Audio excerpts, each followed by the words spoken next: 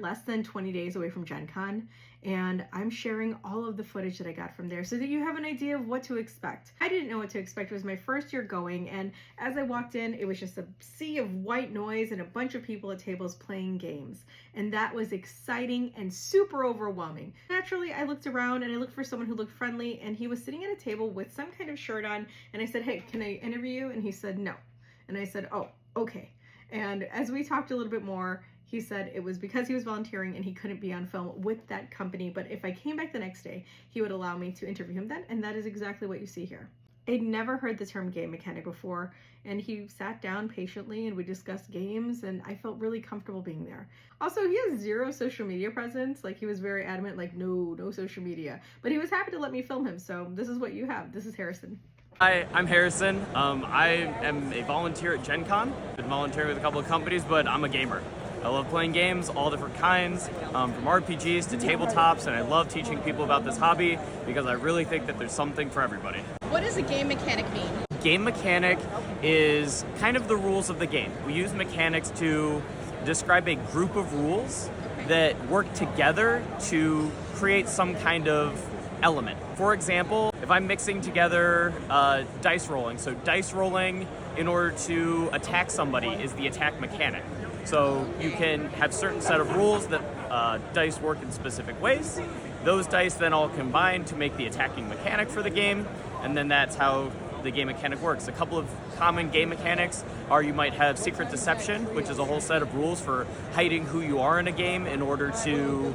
like in Werewolf where you just lie? Yeah, essentially, which that secret deception mechanic is a game mechanic. Honestly, all the time I'm learning about new game mechanics. I just learned about a game mechanic called I Split You Choose. So you know how you're like dividing up food? And it's like you have a candy bar and you split the candy bar in half? Yeah. Somebody made that a board game mechanic where the whole game is based off of I'm the one splitting it up and I'm trying to tell you, like guide you to which one to choose. How many years have you done Gen Con? As a volunteer or as a patron? As a patron of Gen Con, I've been on and off for, wow, I've been coming since I was like 14. That's actually, Gen Con was my first introduction to board games. A cousin of mine was like, "Hey, we're going to Gen Con," and I'm like, "Great, what's Gen Con?" And so then somebody brought me into the community. He said, "Hey, we're going to play some RPGs. We're going to give you a sampling of different games," and I just fell in love with it. I loved, back in Boy Scouts, we would sit around the campfire playing a version of Werewolf called Mafia. Didn't know that was a board game until I got here and saw tournaments of it, and I was like, wow. I would say don't be intimidated. Start small. It's like if you're going to a big university or a big school or a new place for the first time, find something you like and then just expand off of that, but also talk with people here. Yeah, everybody is super friendly. Most people at any of the booths, any of the volunteers will have a conversation with you.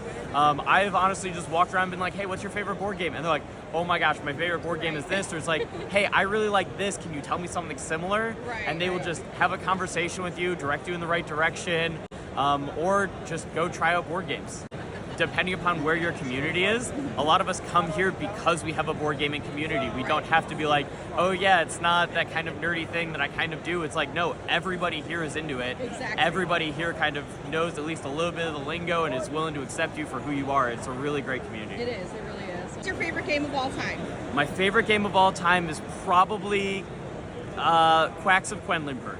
Quacks of Quedlinburg, it's one of the top 50 board games, at least at the time that I remember, on Board Game Geek. But it's you are a snake oil salesman. You're brewing your potion and you're trying to sell it at market. It's one of those board games I try to get a lot of people into. So if somebody comes to me and they're like, "I played Monopoly and maybe Catan," if I could explain to them, it's like, all right, we're gonna walk you through this, and it's got a little bit of a gambling aspect and a push your luck. So you're trying to reach into a pouch of tokens and pull out, and you're trying to not hit over, I think it's like 14 or 11, somewhere in there, to make sure that you don't bust. And if you bust, your pot explodes and you push your luck too hard. So you're basically playing blackjack and Monopoly in a game. While brewing potions and building up your bag. And trying to sell things. Yeah. Thank you so much for your time. And your name? Harrison. Harrison. Nice Thanks so much, to meet you. Harrison. Nice to meet you.